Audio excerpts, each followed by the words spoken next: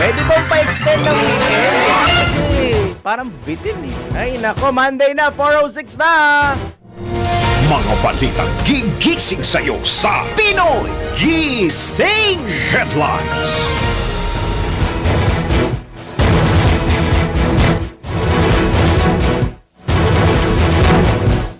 Panibagong linggo ng kayod-kayod na naman po this week. Ngayon po ay 23 na sa buwan ng Pebrero 2026. Last Monday of the month na po. Narito ang mga headlines. Pinoy Gising! Confirmation of charges hearing ng ICC sa kaso ni dating Pangulong Rodrigo Duterte arangkada na mamaya. Pinoy Gising! Sara Duterte aminadong nag-recruit na ng kanyang running mates sa 2028 presidential elections. Pinoy Gising! Na-distract ako na slate. Ang tangkad ni Riz dun sa frame niya. Kahit ang mga alat, paring JM, parang ang tangkad. Oh, di ba? Ang tangkad mo, pare. Sa dali lamang po, isa pa sa ating mga headline, sanitary landfill. Nako, kung dati sa Cebu, ngayon naman sa Rodriguez Rizal, gumuho, 3 nawawala. Pinoy Gising! Balita sa ibayong dagat, naku partner, kakaiba to. 3 nahimatay sa ginanap na Naked Festival Wala. sa Japan. Pinoy Gising! Parang similar lang yan sa ano, no? Sa, Kilaminet, sa UP. UP. Oo, alam mo yun, di ba? Oo. Sa ating sports news mamaya niya, paring Anjo Riñon, nasa wing batang Pinoy Cycling Champion, paparangalan sa gaganaping karera ng Phil Cycling sa Tagaytay. Pinoy Gising! Para naman sa segment, hindi ka sinuklian sa isang establishmento dahil short ang cashier. Alam ko may iba pa dyan, pakendi yung... Yan, no? Alam ko na yan. Ayan, alam Bulok nilang na yan. kaparusahan. Sa segment na naku, bawal ito. Pinoy Gising! Totoo nga ba na mga vampira tuloy, emotional vampire ay laging naghahanap ng drama, problema at validation at isasama ka sa kanilang gulo? Mamaya, let's prove it! Pinoy Gising! Senador Tito Soto pinatalsik bilang Senate President. Alamin yan sa segment na Fact or Fake. Pinoy Gising! At sa showbiz, Carla Estrada proud na proud sa anak na si Daniel Padilla. Like a blizzard. Bakit? When we drink, we Ano do na, right. Scissors. Okay. Like 3, That's 6. duly noted. Kala ko ano yun. Duly noted pala iyan mamaya. Alamin natin mamaya detalye nung. Uy, nakakalungkot yun pare. Yung dun sa ano yung landfill na gumuho Ano naman nangyayari sa mga nag-aasikaso ng mga landfill? Kasi di ba pagka, sino ba nag-awak ng landfill? DENR? Siguro, no? Kasi it's about environment eh. Alam ko yan eh. Yung ang landfill ko, di ako nagkakamala yung mga basura natin. Doon nila itinatambak. Parang doon na yung parang, hindi man repository, pero doon nila inilalagay bago nila tala tuluyang i-dispose ito. Oo. Eh kung sa Cebu nangyari na, at ngayon sa Rizal nangyari din, mind you pare, iniisip ko pwedeng mangyari, pwedeng gumuho ito kung umuulan. Hindi umuulan sa atin for the past days. Kung meron man, panandalian lamang. Sus, At Mario at kung meron naman, hindi ganun kalakas. So, nakakapagtaka kung bakit nagkakaroon ng mga pagguho ngayon sa mga landfill natin. Tsaka, I think, Tama. Siguro, it's a wake-up call na. Ay, Para sa ating... parang show ko lang Not yan sa just- home radio, ha? Gusto ko yan, ha? Very good, very good. Not just sa sa DENR, pati na rin sa ating local government to Tama. check the landfills sa kanilang lugar. Oo. Na-i-double check na Kasi ninyo. paano pa kapag umulan, di ba? So lalong baka gumuho pa yung ibang landfills. Na wag naman sana. At kung kailangan nila ayusin, ngayon ngayon paparating na, papalapit na ang dry o yung tinatawag nating summer season, this is the best time para ayusin yan. Parang kagaya ng mga roadwork projects na pinaplano ng DPWH. This is the best time. Samantalahin na. Samantalahin. Actually, hindi lang DPWH, kahit yung mga water concessionaires. Kay kwento ko lang sa'yo, pare. Yun dyan sa amin. Hindi ko na sasabihin anong barangay. Apat na buwan na binubungkal yung kalye dyan, hanggang ngayon magulo pa rin. Meron din dyan. Meron din dyan, di ba? Sus, Mario Joseph. Ilang buwan na binubungkal, ang gulo-gulo pa rin. Oo. Pero, hindi ko sinisisi ang DPWH, pare. Kasi hindi DPWH ang gumagawa. Water concessionaire. Hindi ko napapangalanan. Pero nagiging abala na kasi siya kagaya lang sa amin. Parang ang dami ng mga nagre-reklamo mga tricycle driver na ang kanilang mga tricycle nagkanda sira-sira na. Kasi yung nilalagay nilang pampatong na bakal, kalimutan ko anong tawag dun eh. Dati, flat lang yun. Ngayon nilalagyan nila ng mga parang may dagdag pa na parang tubo-tubo na bakal. So parang lubak-lubak. parang lubak-lubak. Kaya pag nangyayari, pag lubak-lubak ho yun, ay di, ang nadadamage yun, una, kung hindi lang nagkakamali sa mga experts sa pagmamaneho, yung suspension ng sasakyan. Paano pa sa tricycle? Makeshift lahat yon, di ba? Customized ginagawa yon. Yun na nga lang ang hanap buhay ng mga kababayan natin, mga pobreng tricycle driver, na sana hindi na sila nade-deprive dun sa kanilang hanap buhay. Ako naman, dun sa mga water concessionaire na nagsasagawa ng parang repair works, ganun. Parang binibigyan ko ng benefit of the doubt kung bakit Okay. matagal. Tama. Kasi what if yun na yung pinaka-effective way para maging mas effective yung service nila. Parang ganun. Kaya parang kumbaga parang pinupulido nila yung ginagawa nila. So, Tsaka magpipiggyback na lang din ako na ang tawag dito, bukod dun sa pangmatagalan, literal, totoo naman pangmatagalan, kasi doon sa barangay namin, parang if I can recall, it was last 20 some years pa, nung huling binungkal yung kalye sa buong barangay para ayusin yung tubo. So, Kaya medyo may katagalan. natagalan siguro. Pero sana, kung bubungkalin, babakbakin ninyo yung mga kalye, kung paano nyo siya nakita, either ganyan nyo siya, kung paano nyo siya dadatnan, ganyan nyo siya ibalik, o i-improve nyo pa. Total, binakbak nyo na lang din yung asfalto ayusin na. So, ayusin nyo na rin. Kawawa naman yung mga nagmamaneho sa atin na, ang mga barangay, mga road sa barangay ngayon, pare, hindi na siya nagiging exclusive for the residents only. Karamihan ng mga kalye sa barangay ngayon, nagiging parang semi-national roads na kasi alternate routes na. Yung iba, mabuhay lane pa. Ay, nako. Ay, may isa pa akong tanong bago tayo magsimula. Ako rin, may Sige. isip ako. Sige. Ang ganda natin sa screen. Oo team naman, red, oo. pati team blue. Guwapo! Kung nino kayo kakampi na yung araw, ay, may paghalik. Ano ba yan?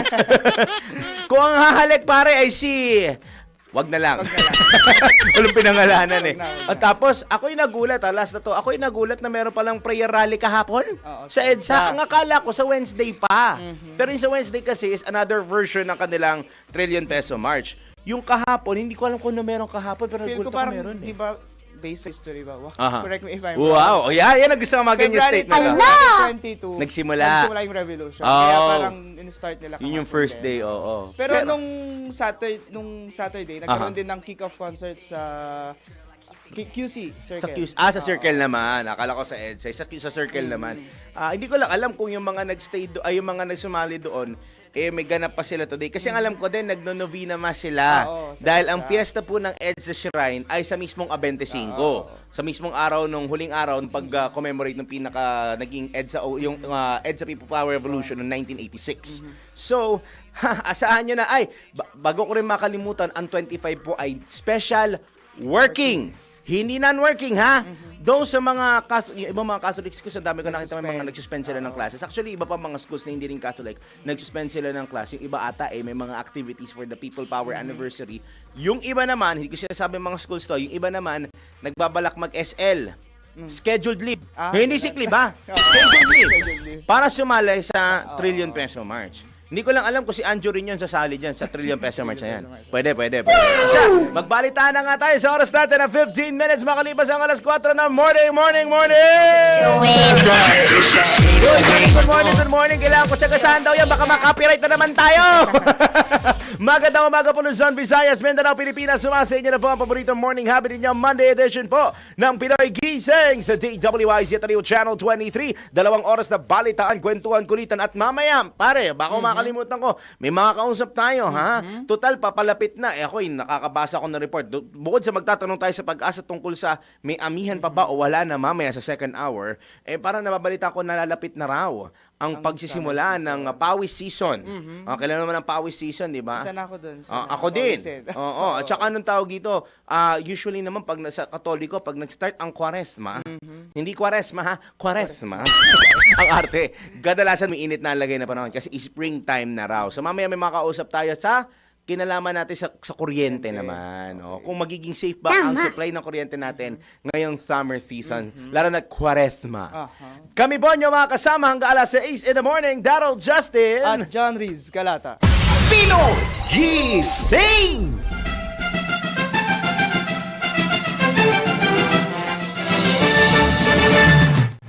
Alas 4:16 na po na magandang Monday morning. Dako na tayo sa detalye ng mga balita. Pino Gising! Harap po sa pre-trial o confirmation of charges hearing si dating Pangulong Rodrigo Duterte sa International Criminal Court o ICC simula ngayong araw hanggang Pebrero 27. Ito'y kaugnay sa kanyang kasong crimes against humanity sa sinasabing madugong kampanya kontra illegal na droga sa ilalim ng kanyang administrasyon. Ang kay Attorney Jojo Lacanilao, convener ng Duterte Panagutin Network, nakabatay sa ebidensyang ihaharap ng kampo ni Duterte ang magiging pasya ng ICC pre-trial chamber kung itutuloy sa trial proper ang kaso laban sa dating Pangulo. Pwedeng mag-decide ng tatlong klase yung pre-trial chamber. Number one, sasabihin nila, confirmed yung charges, merong substantial evidence dun sa sinacharge kay former president. Or sasabihin nila, wala. Or sasabihin nila, teka muna, pag-usapan pa natin, baka pwede niyo pang dagdagan, prosecutor, yung mga ebidensya na. So, three possible outcomes, pero 2 months pa yung decision na gagawin yan. Hindi yun, pagkat sakaling ituloy sa trial, the pre-trial chamber will be abolished at magkakaroon na naman ng bagong trial chamber. Pinayagan naman siya ng court, no, ng trial chamber, kasi under the rules, pwede naman siyang hindi sumunod sa confirmation of charges. However, pagdating ng trial, wala nang option. Under the rules kasi, kailangan sumipot na siya doon, personally. For this Monday though, pumayag ang court na, sige, huwag ka munang sumipot dito, hindi naman kailangan, hindi naman required. Pero kung matuloy ito sa trial, kailangan sumipot siya sa trial. Pero patanong pa rin talaga ako, no? Kung hindi kinikilala ni dating Pangulong Duterte ang kapangyarihan na ICC, paano nyo kaya mapapasipot talaga yan sa hearing na sinasabi nila, 'di ba? Lalo na kung sinasabi nilang optional yung confirmation of charges, once ma-confirm, magsisimula na yung succeeding steps. So, paano nila mapapunta? So, i-require ba siya? Yun na nga. At anong gagawin nila para mapilit nila ang dating Pangulo na sumunod doon, knowing na he already said na hindi niya kinikilala yun. Samantala, nilinaw po ni Attorney Lacanilao na hindi dadalo ng personal si dating Pangulong Duterte sa pagdinig matapos pagbigyan ng ICC ang kahilingan ng kanyang kampo na i-waive ang pagharap nito kahit idineklarang fit to stand trial ng korte. Pinayagan naman siya ng court, no, ng trial chamber, kasi under the rules, pwede naman siyang hindi sumunod sa confirmation of charges. However, pagdating ng trial, wala nang option. Under the rules kasi, kailangan sumipot na siya doon, personally. For this Monday though, pumayag ang court na, sige, huwag ka munang sumipot dito, hindi naman kailangan, hindi naman required. Pero kung matuloy ito sa trial, kailangan sumipot siya sa trial. Yan po ang tinig ni Attorney Jojo Lacanilao, convener ng Duterte Panagutin Network sa pareham ng DWIZ. Pino Gising! Sa iba pang tampok na balita, ibinunyag ni Vice President Sara Duterte na may nirecruit na siyang running mate para sa 2028 elections. Wow. Ayon sa pangalawang Pangulo, noong nakaraang taon niya pa nirecruit ang hindi pa pinapangalan ang personalidad. Kailangan muna niyang protektahan ang pagkakakilanlan ng kanyang nirecruit hanggang sa makapagdesisyon na ito sa kung anong gagawin niya sa kanyang karera. Nabatid na noong Miyerkules, formal nang inanunsyo ni VP Sara ang kanyang planong pagtakbo para sa pagkapangulo sa susunod na 2028 elections.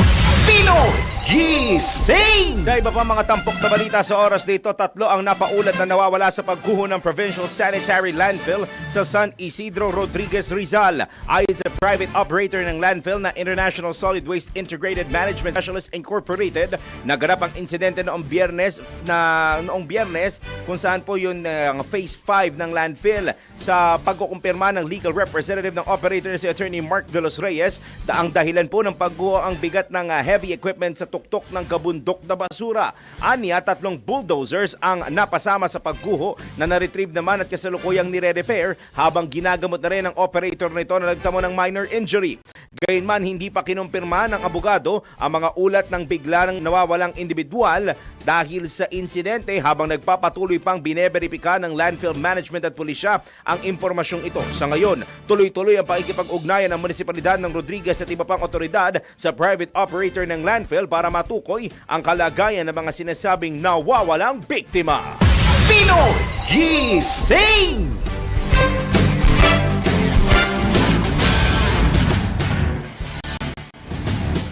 Iginiit ni Tindig Pilipinas Co-Convener Kiko Aquino D na mahalagang maisabay sa paggunita ng ika-40 anibersaryo ng EDSA People Power Revolution ang isasagawang trilyon peso march upang makapagnilay-nilay ang mga Pilipino sa kasaysayan ng demokrasya. Ayon kay D, bagamat lumaya na tayo sa diktadorya noong 1986, tila mas lumala pa ang korupsyon at paglabag sa mga karapatang pantao, lalo na sa administrasyon ni na Pangulong Ferdinand Marcos Jr. at dating Pangulong Rodrigo Duterte. Dahil dito, pangunahing layunin anya ng kilos protesta ang pagpapanagot sa mga korap, pagsasabatas ng Anti-Political Dynasty Bill at pagtatatag ng isang independent commission laban sa korupsyon. Yung panawagan po ng Trillion Peso March ay 3 po for yung third part. Pagkulong sa lahat ng mga kurakot na yun yung matagal nating panawagan since September pa. Pangalawa, yung pagpasa ng isang mabisang Anti-Political Dynasty Bill. So hindi yung malabnaw na version na nakikita nating medyo umiikot ngayon sa mababang kapulungan. At yung sa Senado medyo mas okay pero still yung gusto nating makita na Anti-Dynasty Bill ay yung makakapag-garansya na hindi na po makukuha ng iisang pamilya lang. Yung pagka-gobernador, yung district representative, pati yung mayor ng isang lugar. And then pangatlo, yung pagpasa ng IPC at ICA-IC bills sa Senado at sa mababang kapulungan na ito yung magbubuo ng isang totoong independent commission na pwedeng bumusisi dito sa issue ng korupsyon kahit sino pa man yung sangkot, kung may kinalaman man sa presidente o kung yung presidente mismo. Samantala, binigyang diin naman ni Di ang mahalagang papel ng mga kabataan sa anti-corruption campaigns para maging bahagi ng solusyon sa mga krisis ng bansa. Actually, yung isang very important experience ko po ay siguro isang linggo bago mag-unang Trillion Peso March. So, September 21 yung unang Trillion Peso March, September 13. May grupo ng kabataan, mga college students, na tumawag lang sila sa akin to ask na magsalita ako sa isang protest. Nalaman ko na lang na first time nila makipag-protesta, tapos hindi lang nila first time mag-protesta, sila pa mismo yung nag-organize na for the first time. So, napakalaki yung trabaho na inangkin nila sa araw na iyon dahil galit sila sa sistema at kumbaga kinilala nila na bukod sa may kakayahan silang kumilos, tungkulin din nila na maging parte ng solusyon dito sa krisis na hinaharap natin. Yan po ang tinig ni Tindig Pilipinas Co-Convenor Kiko Aquino Diz sa panayam ng DWIZ. Pinoy Gising! Abiso po sa mga motorista nating nakasubaybay ngayon, lalo na dito sa Metro Manila. Asahan po ang mabagal at daloy ng trapiko sa isang daanan malapit sa EDSA People Power Monument upang magbigay daan sa Trillion Peso March 3.0 sa Miyerkules, Pebrero 25. Pansamantalang isasarara sa mga motorista ang White Plains Avenue simula alas 6 ng umaga sa araw ng rally, habang babagal ang trapiko sa EDSA, Katipunan Avenue, Ortigas Avenue at Temple Drive simula alas 8 po ng morning sa Miyerkules. Tama ko, di ba? Miyerkules, February 25.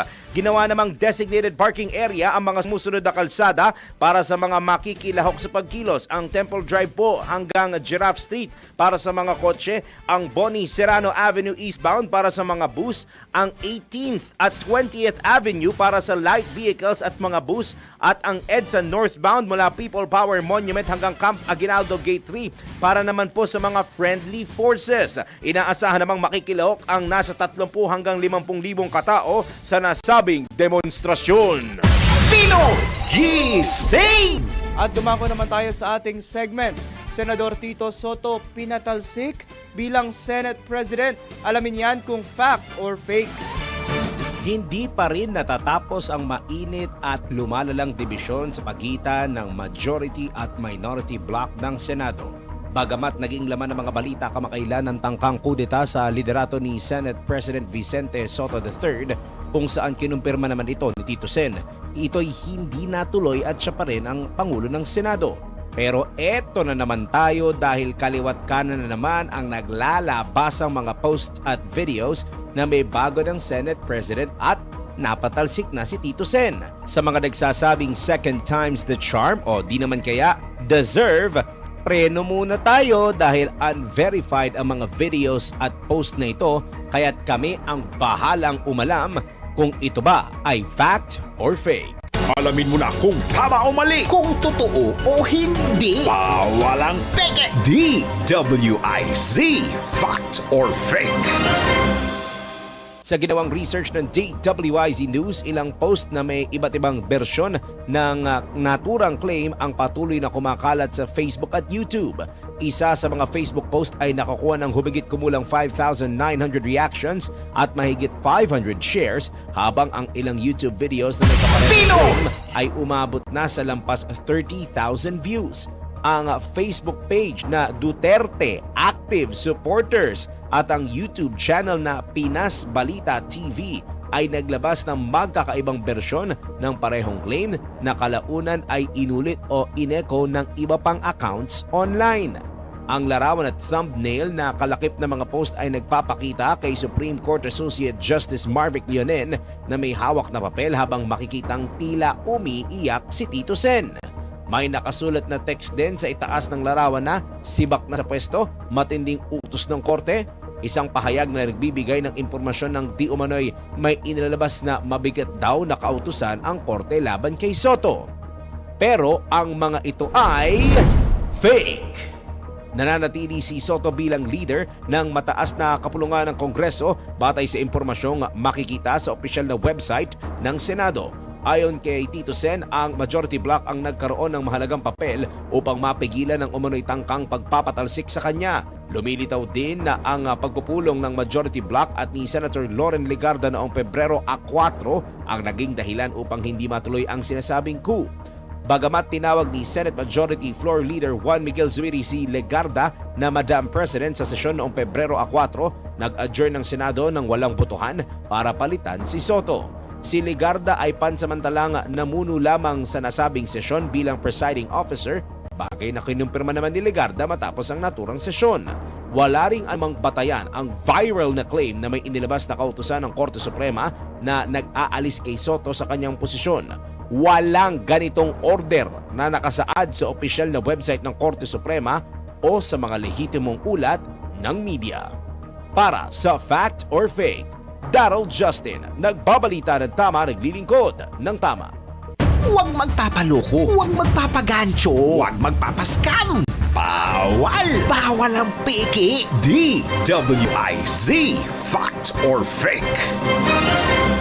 Pinoy Gising! Kayo pakalat kayo ng pakalat ng fake news Yung mga nagkakalat yun pare. O siya, yan pong unang bugso ng ating balitaan ngayong panibagong araw po ng Monday, February 23, 2026. Sa oras po natin alas 4:29 na po ng morning. Wakey-wakey na po mga kababayan. Iba pang mga balita sa pagbabalik ng Pinoy Gising! Sa oras na 33 minuto makalipas ang alas 4 ng umaga, tumanggap tayo ng pag-uulat mula sa labas ng himpilan. DWIZ Patrol Report. DENR mahigpit ng minomonitor ang gumuhong sanitary landfill sa Rodriguez, Rizal. Detalye mula kay Patrol 38 Jen Patrolya. Mahigpit ng binabantayan ng Department of Environment and Natural Resources ang gumuhong sanitary landfill sa Barangay San Isidro, Rodriguez, Rizal. Ayon sa kagawaran, nagsagawa na ng on-site investigation ng Environmental Management Bureau Calabarzon at ipinag-utos na rin ang agarang stabilization operation sa landfill.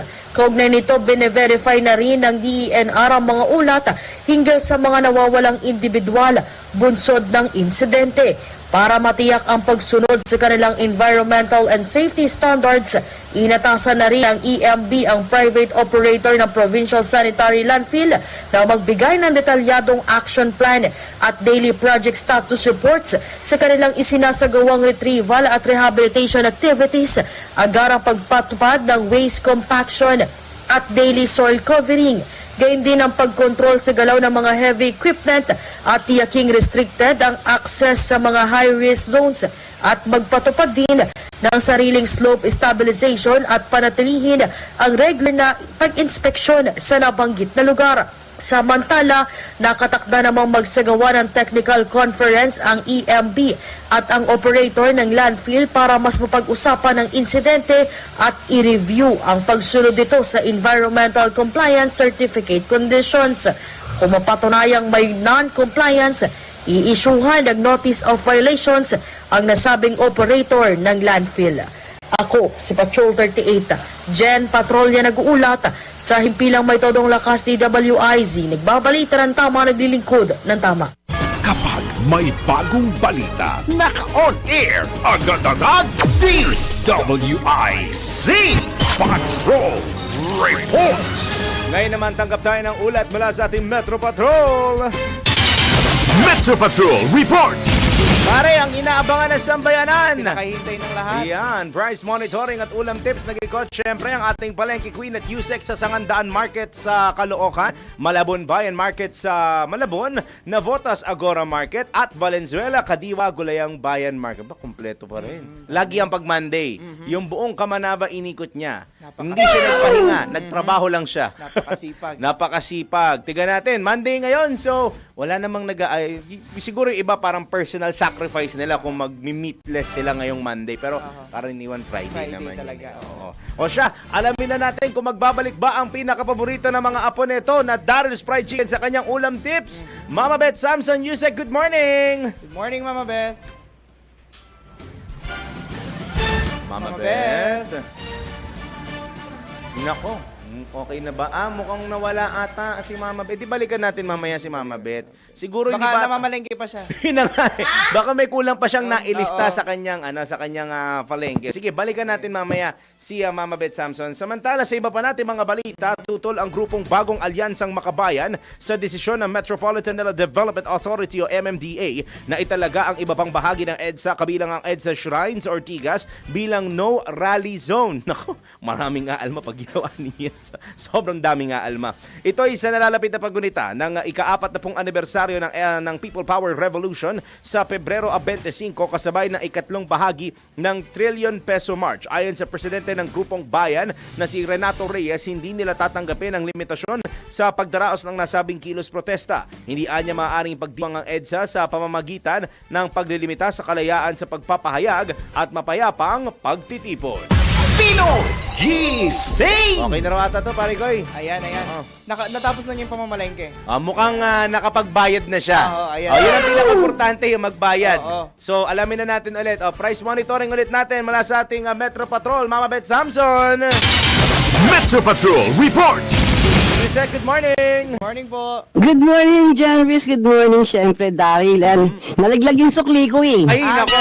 Bakit po yun? Pala. Ganyan talaga pag mayaman, yung suklay, hinuhulog na lang. Bigay mo na lang sa amin, Mama Yan. Beth. Halagang 5 piso. Gumulong ako ng gumulong sa ilalim, kahanap. Ang 5 piso, kahit pa paano, mahalaga pa rin. Para pwede yan pag doon sa wala. NBI natin, kailangan may panukli. Correct. Ayan. Yung 4 na palengke na binanggit nyo kanina, nag-ikot ako talaga yan. Siyempre, on a Monday, kailangan lahat na ikot mo. Ang bigas dyan, 40 hanggang 65 ang 1 kilo. Samantalang ang baboy, yung itong kasin, pige, giniling, maging yung laman, 350 per kilo. Pero, meron silang special ribs na 340 per kilo at ang manok, 190 hanggang 220. Sa isda naman, ang bangosyo maliliit dyan na pwedeng pandaing at pwedeng pampaksiw, 220 per kilo ang bangus.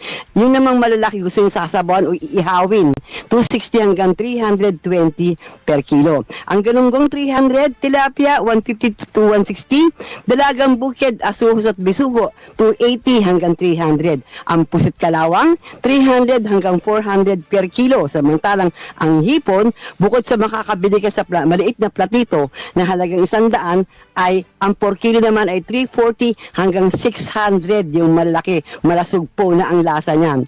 Ang maya-maya, itong maya-maya ulo, pang sigang sa miso 200, ang laman naman 240. Ang gulay, ang repolyo 60, bababa na, ang pechay 50 na lang. Uy, yung sayote 30 pesos na lang per kilo. 70 naman ang patatas at ang carrots 80. Baguio beans 80, ang bell pepper 160. Yung sibuyas na pula, mura pa rin, 100 kilo. Samantalang yung puti, 80 per kilo. Bawang 120, ang kamatis ay nako, ang sarap magsarsyado at magsausawan dahil 40 pesos lang ang kilo ng kamatis ngayon. Samantalang bumaba na rin ang sili ng labuyo, 180 per kilo. Ayan, para sa ating ulam tips on a Monday, yes, yung iba hindi pa naman nangingilin dahil iba nag-i-start ng Miyerkules at Biyernes ang walang meat. Katulad namin, Friday. Pwede kayo magginisang giniling sa patola, nilaga o sinigang na baboy o isda, pinangat na isda, o sa kamatis o sa sampalok. pork steak in white onions dahil mura ang sibuyas na puti, chop soy, pakbet, laing, ginisang sayote o sa giniling at ang ating forever na walang Ayun na, ayun na, ayun na. kamatayan. Na baon ng mga bagets ko to kanina. Naku, Ayun! talaga naman. Alam mo ang sabi, Oh. Mami Los, alam ko kung ano baon namin kasi request namin kasi nung Friday wala kami dito. Wala kaming Oh. DFC. Alam mo yung apo ko nagsabi wala kaming DFC. Yan ay ang fried chicken na walang kamatayan at hindi pinagsasawaan. Malapit nyo nang matikman Ayan, yan, ang yan. Daryl's fried chicken. Kaya bibilang ako. Si Riz, ako, yung dumidigay, nasa yung dumidigay, isang tao, yan. Parang Daniel. Ang pambansang At saka si- dighay Apat, pag narinig apat, ang apat. Daryl's fried chicken. Yan. Ayan, naku talaga, pati ako nadidigay tuloy kasi kumain ako eh. Ayan, para sa ating Pinoy Gising. Para Lunes ng umaga, syempre, ang inyong inay, ang inyong mamabit, ang inyong Metro Patrol sa palengke ko DWIC, nagbabalik tayo ng tama. Araw-araw magbabudget tayo ng tama. Ayun. Gising! Galit ba si Mama Beth? Hindi naman. Hindi, na-excite lang siya doon sa Oo. DFC.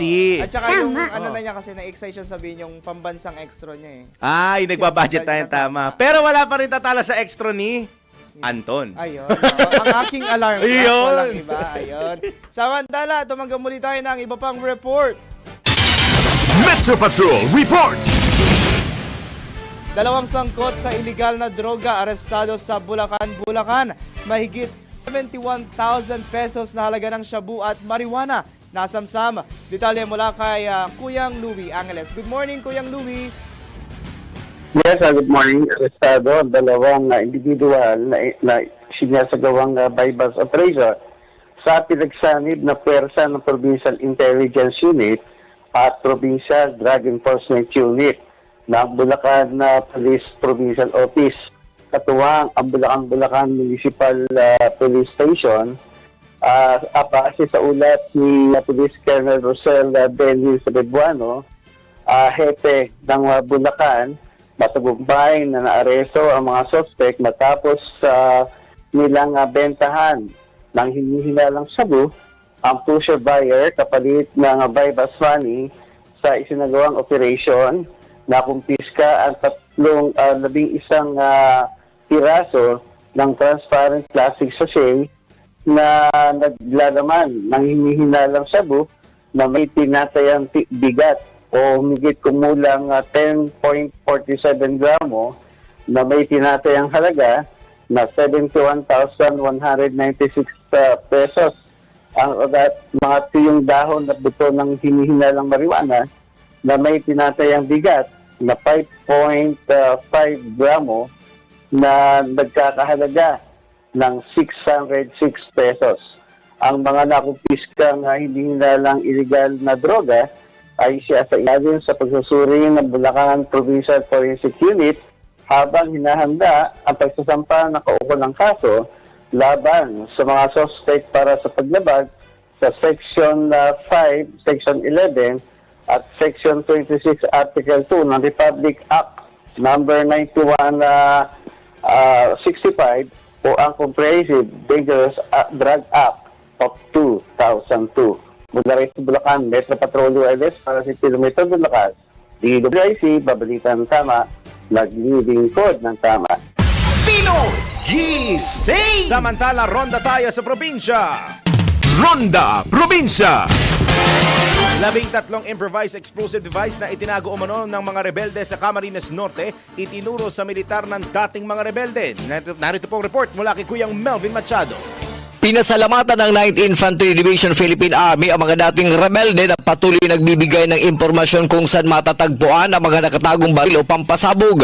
Nitong nakarang araw, 13 improvised explosive device ang na-recover ng 42nd Infantry Battalion at Kapulisan sa Sitio Malapat, Barangay Baay, Labo, Camarines Norte. Ito ay pinaniniwala ang itinago ng kilusang larangang Guerrilla 1 Sub-Regional Committee 1 ng Bicol Regional Party Committee. Sa pagkakadiscover ng naturang pampasabog ay nailayo umano sa peligro ang mga residente sa naturang lugar. Ito ang Ronda Patrol, Melvin Machado para sa impilang may todong lakas, DWIZ. Nagbabalita ng tama, naglilingkod ng tama. Gising! Dumako naman tayo dyan sa Calabarzon. Tatlo katao patuloy pang hinahanap sa gumuhong landfill sa Rodriguez, Rizal. Detalye mula kay Kuyang Arman Cambe. Good morning, Kuyang Arman. Good morning. Tatlong katao ang patuloy pang pinaghahanap sa nangyaring pagguho ng sanitary landfill sa barangay San Isidro, Rodriguez, Rizal noong Biyernes ng hapon.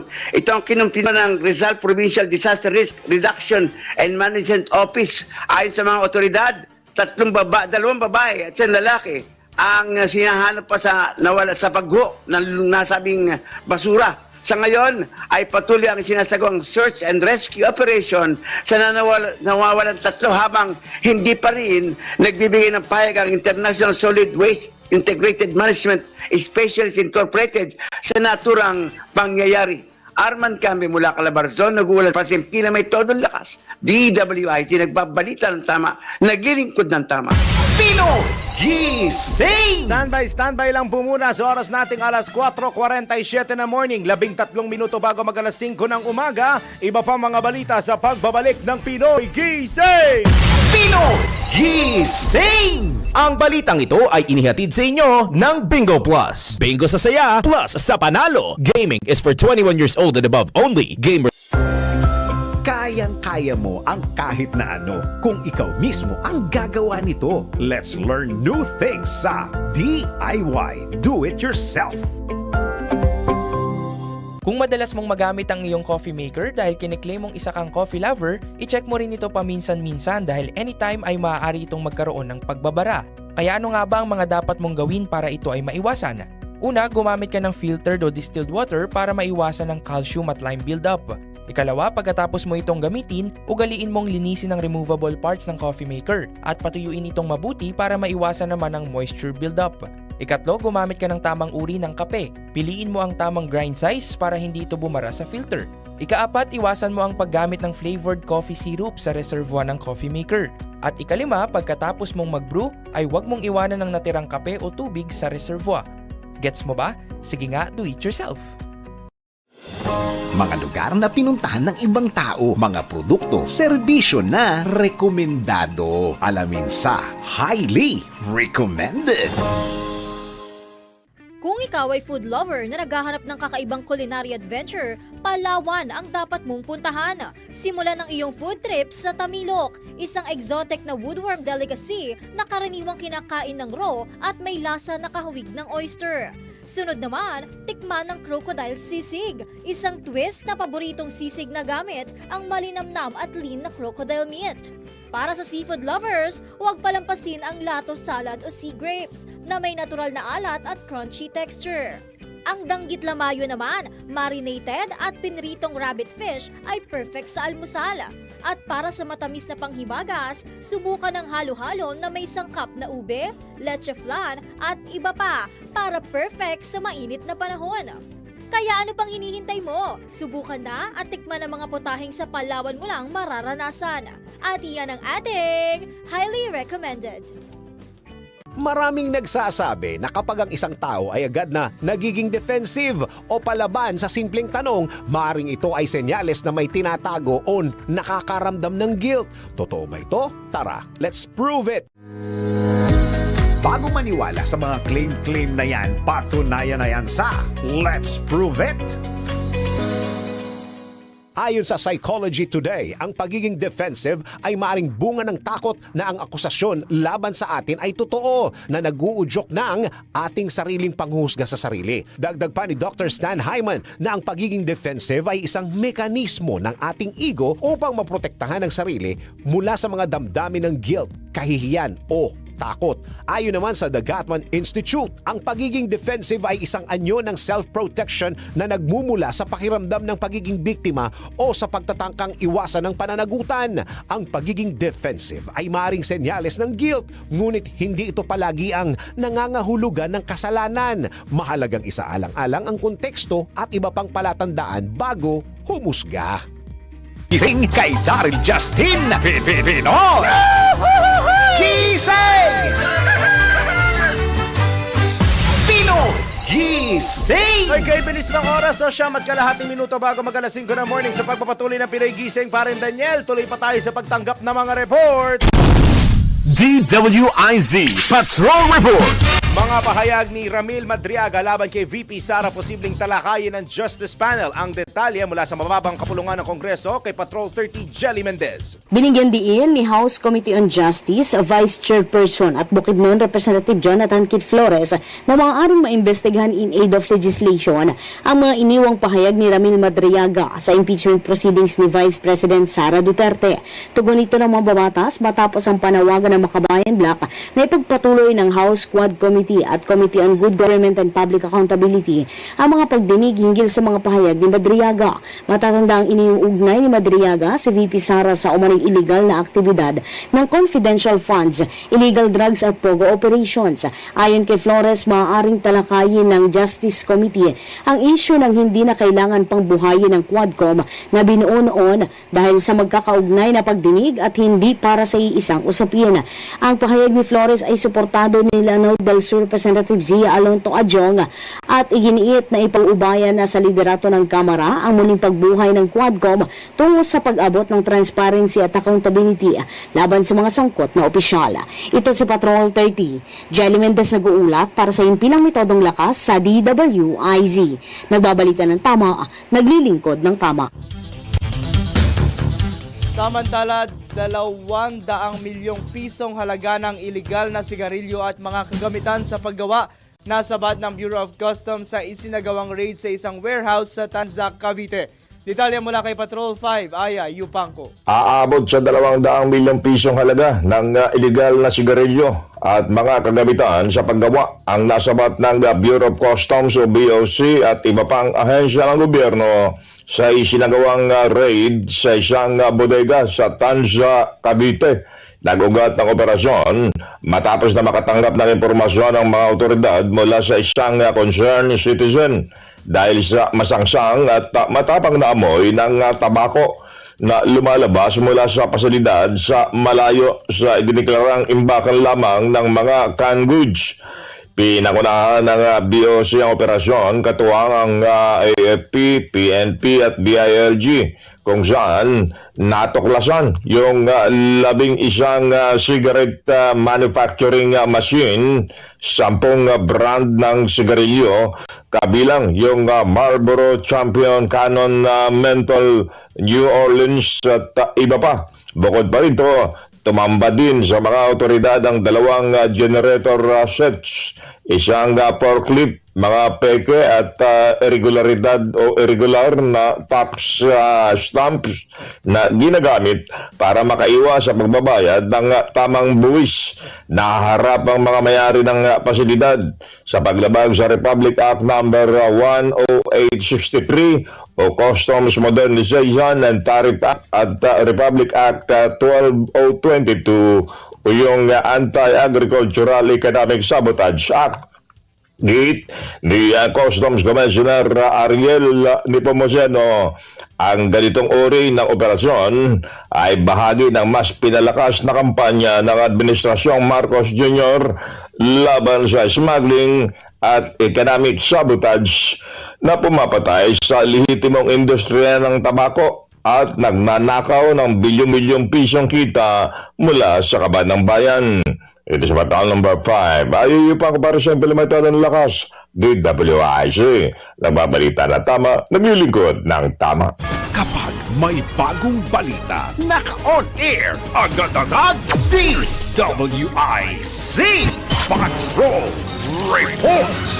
Ngayon naman, kanina nabanggit ni Mama Bet na siya ay may sukli na 5 piso. Ang masasabi ko sa nagsukli sa kanya, very good. Ngayon, kung hindi ka sinuklian sa isang establishmento dahil short ang cashier o ang kadalasang dahilan nila ay wala pa po kaming barya, sir. Nako. Candy. O hindi ka, mga candy o chewing gum na ibibigay nila sa inyo. Hi, cannot be po yan, ha? O makinig maigi, lalo na sa mga bumibili. Narito po ang inyong karapatan at ang parusa ng hindi magsusukli na yan sa ating NBI. Nako! Bawal ito. Alamin kung bawal o hindi. Dahil kung di mo alam to, kaso ang kakaharapin mo sa NBI. Nako, bawal ito. Hindi ka sinuklian sa isang establishmento dahil short ang cashier. Nako, bawal ito. Marahil isa ka sa mga nasuklian ng candy, imbis na bariya noong bumili ka sa sari-sari store. E paano kung bumili ka sa malaking establishmento pero wala kang natanggap na sukli ni piso dahil short daw ang cashier? Nako, alam mo bang labag sa batas yan? Nakasaad sa Republic Act No. 10909 o ang No Shortchanging Act of 2016 na nararapat na magbigay ng tamang sukli ang lahat ng mga establishmento o negosyo sa mga mamimili. Ang shortchanging ay ang hindi pagbibigay ng tamang sukli o pagbabawas ng halaga ng pera na nararapat ibalik sa customer pagkatapos ng transaksyon. Ayon pa sa batas, hindi maaaring gamitin bilang dahilan ang kakulangan ng barya o maliit na halaga lang ang natitira para hindi ibalik ang sukli. Ang sinumang lumabag ay pagmumultahin depende sa bigat ng kaso at maaaring humantong sa pagkakansila sa license to operate ng negosyo. Kaya sa mga negosyante, maging patas sa inyong mga customer. Huwag ibulsa ang kunting halaga ng barya para hindi ka masabihan ng, nako, bawal ito. Pinoy Gising! At para sa balita sa mundo ng showbiz, favorite ko, ayan, favorite kong alarm clock. Ayan, Carla Estrada, proud na proud sa anak na si Daniel Padilla. Alamin ang detalye. Sandali, akala ko Daniel Tenco. Padilla pala. Akala ko si parin Daniel. Padilla pala. Guwapo. Ayo, magkamukha naman. Guwapo. Next week ka, bibigyan ko bang kape niyan? Sana. Kape. Sana. Ayun. Mula sa aking paboritong alarm clock, Mima Anton. Mga latest na pinag-uusapan, mga latest na pinagchichismisan. Pinoy Gising! Showbiz Spotted! Para sa aking balitang showbiz, ibinunyag ni Carla Estrada na handa na magkaroon ng sariling pamilya ang kanyang anak na si Daniel Padilla. Ay kay Carla, matagal na niyang alam na maaari na niyang pakawalan si Daniel bago pa man ang pandemya dahil ayon sa kanya, matured beyond his years na ito. Dagdag pa ni Carla, may alam na si Daniel sa pera, sa trabaho at sa kanyang buhay simula pa noong 15 anyos pa lang ang aktor. Bagamat wala pa umunong sinasabi ito sa kanya, ngunit maluwag na sa kanyang kalooban na pakawalan ito at may basbas ito sa kanya sakaling dumating ang panahon na nais na nito magpakasal at magkaroon ng pamilya. At iyan ang balitang showbiz para sa impirang metodong lakas, DWIZ. Ako si Anton, nagbabalita ng tama, naglilingkod ng tama. Pinoy Gising! Buo na ang umaga mo. Nagising na ako. Pero may isa pa, may round 2 pa yan mamaya. Mas gigising pa ako. Mas gigising ka pa mamaya. O siya, bumati na muna tayo. May oras pa naman tayo pare ko sa mga maiingay natin ang ingay nila on a Monday morning ha. In fairness. Energetic. Ayokong gayan si Anton kasi pag si Anton yan, infairness.com.ph. Diba? May bago siyang website. Kuyang Nelson Malinaw. Ayan, sige, pare, sino pa? Tristan Wyatt Gulay, ayan, good morning. Pahingin vegetables, Kuyang Tristan na para healthy ang araw namin. Ayun. Si Kuyang Romano Saison, ang sabi niya kanina, puro pera lang kasi mahalaga sa kanya to sa mga politiko. Yan, walang katapusang basura yan. Galit si Kuyang. Gusto niya siguro ng pagbabago talaga. Sige. Nandyan din si Miss Susan Geronimo. Good morning, Miss Susan. Tawag di Mima dyan, si Mama Sue. Mama Sue. Diba? Good morning. Si Kuyang Mike Montero at si Miss Virgie Jarvis. Good morning. Si Zenaida Dongaban. Good morning po, good morning. Parang bago ito si Zenaida. Ngayon ko lang siya narinig. Ito rin bago to si Ochako Uraraka. Parang Japanese, tas parang hindi ka pwedeng maging burara dito. Cannot be, ha? Meron din si Shoto Todoroki. Ayan, parang anime yung mga nanonood sa parang ang dami natin mga hapon na mga viewers ng umaga nito. Ohayo gozaimasu. Mga taga-Japan talaga, active kayo, ha? Nabigay sa inyo. Meron pa nga si Sekijiro Kan. Sekijiro Kan. Ano ba itong mga to? Meron pa. Sino-sino kayo? Umamin kayo! Ang dami nyo, ha? Ayun, si Momo Yoyo Ruzu. Katsuki Bakugo. Sino kayo? Bakit ang dami ko hindi kilala dito? Yung totoo, umamin kayo. Sino sa inyo itong mga nag-comment na to? Good morning.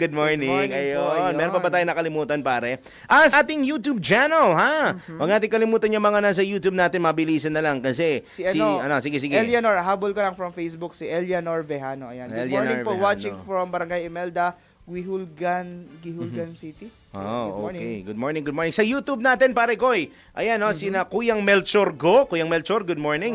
Si Michael Angelo Tiu, good morning, Prof. Daryl Justin Pogi. At good morning rin kay Prof. John Rees. Mga prof pala tayo ngayon, no? Okay, here's your quiz. Ay, hindi pala. Get one and pass. Get one and pass. Sana pumasa kayo sa pass na yan. Ayan. At si Kuyang Rustico de Guzman, nasa YouTube channel din natin siya. Ayan, naglalabas siya ng kanyang saloobin dyan. Sa Facebook may humabol si Jojo Colliantes Quebada. Good morning. Uy, yung comment section ng ating Facebook page at YouTube channel is open for everyone. Pwede kayo maglabas ng inyong mga saloobin doon, ng inyong mga hinaing, mga rant. Lalo na mamaya sa usaping kuryente, baka kayo may gustong ipatanong sa amin ni Paring Janris, kaming bahala doon. Pero once again, good morning, good morning. Tingnan natin mamaya, baka may mga pahabol tayo Isingit na lang natin mamaya, pare. Kasi, ayan, susunod na po sa Dagupan, sa DWIC News FM 89.3 Northern Luzon, si Mama Liway Iparagiret, si Mama Susan Yadaw, yung kanilang local program doon, pare, na Todo Balita. Susunod yan dyan sa inyo. Local programming po sa Dagupan, pero dito sa atin, sa 882 News TV at Aliyo Channel 23, 1.5 minuto na makalipas ang 5 ng morning, ikalawang oras na ating balitaan. Susunod na. Sanitary landfill sa Rodriguez Rizal, gumuho 3, nawawala. Balita sa ibayong dagat, 3 na himatay sa ginanap na Naked Festival sa Japan. Mamaya sa sports, nasawing Batang Pinoy Cycling Champion paparangalan sa gaganaping karera ng Phil Cycling sa Tagaytay.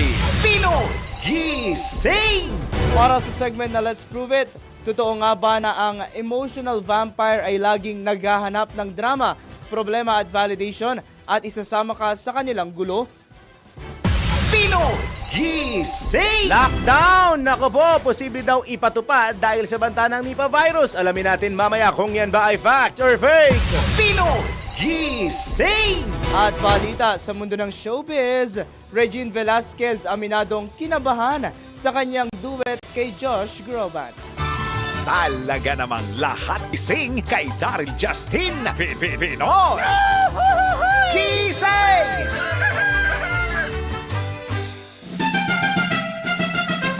At para sa iba pang detalye ng mga balita. Tinaliukan ka na ni Aldrin. Narinig niya lang kasi yung item tungkol sa Tagaytay. Okay. Ay, nabanggit ko yung Tagaytay. Parang may idea ako no? Saan galing si Aldrin? O siya, tuloy mo na pare. Ayan, sa iba pang balita, nilinaw ng Quezon City Local Government na pinapayagan nilang magsagawa ng pagkikilos ang anumang grupo para sa paggunita sa ika-40 anibersaryo ng EDSA People Power Revolution sa Pebrero 25. Ito ay kasunod ng pahayag ng National Capital Region Police Office na magpapatupad sila ng no permit, no rally policy para sa People Power Anniversary. Ayon sa QCLGU, pinapayagan ng lahat ng grupo basta't nasa loob sila ng territorial jurisdiction ng lungsod at may kaukulang permit. Kabilang sa mga pinahihintulungang magsagawa ng pagtitipon ang Trillion Peso March Movement na pinangungunahan ni Tindig Pilipinas Co-Convenor Kiko Aquino D. Maliban dito, nilinaw din ng pamahalaang lungsod na walang grupo na hindi nila pinayagan batay sa kanilang paninindigan.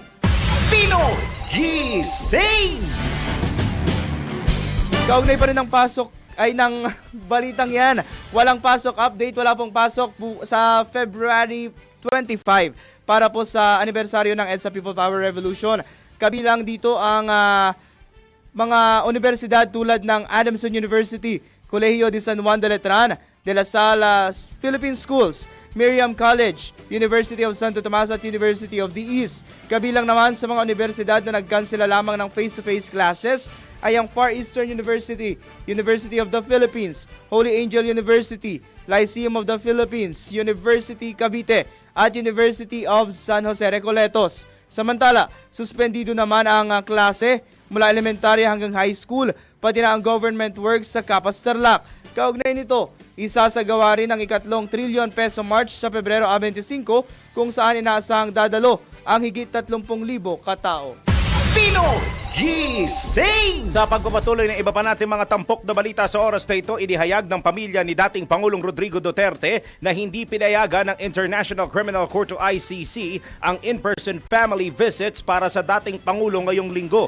Dahil dito irepresenta ng kanyang Filipino legal team ang dating Pangulo para sa kanyang confirmation of charges hearing na kinakaharap sa kasong crimes against humanity dahil sa madugong war on drug campaign ng kanyang administrasyon. Kabilang sa ipapadala ng pamilyang Duterte ang 6 na abogado na sina Attorney Salvador Medialdea, Martin Delgra III, Silvestre Bello III, Alfredo Lima Jr., Cesar Dulay at Salvador Panelo. Layunin ng legal team na tiyakin na maayos ang representasyon na magtatanggol kay Duterte sa haharap nitong mga pagdinig. Gising! Ibinasura ng International Criminal Court Pretrial Chamber 1 ang kahilingan ng kampo ni dating Pangulong Rodrigo Duterte na i-disqualify ang mga Pilipinong abogadong kumakatawan sa mga biktima ng extrajudicial killings.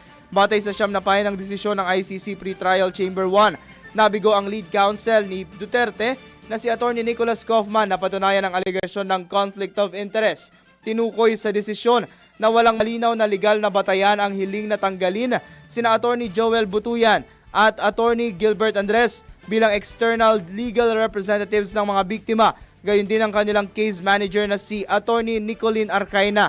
Ipinunto ng mga abogado ng biktima na walang sapat na basihan ang aligasyon at hindi saklaw ng Code of Professional Conduct para sa ICC counsel si Arcaina dahil hindi siya counsel o associate counsel.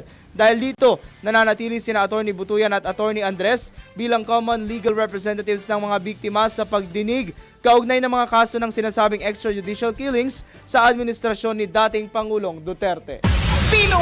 Gising! Iginiit naman po ni Senate President Pro Tempore Panfilo Ping Lacson na katiwalian ang pinakamalaking hamon sa sinumang nagnanais mamuno sa bansa. Ito'y kasunod ng unti-unting pagdedeklara ng ilang tatakbo sa 2028 elections. May unti-unti. So, bukod ba kay VP Sara, may narinig ka na ba pare na nagdeklara tungkol dito sa kanilang itatakbong posisyon? Ako so far, si VP Sara pa lang. Meron ako isa pang narinig.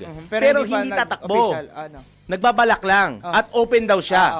Si Senador. Gumawa nga ng ingay ito over the weekend, di ba? Kasi Friday ata nabalitaan na open daw si Senator Robin Hood Padilla na tumakbo bilang running mate nitong si VP Sara. Meron pa isa. May isa pa? Na senador din, na tinatansya pa. Tinatansya so, pa. hindi running mate ni VP Sara, si Senador Rizon Tiveros. Parang tinitingnan pa nila. Wait, sorry, bago ko ituloy ito, pero parang sinasabi ni Senator Risa, open siya.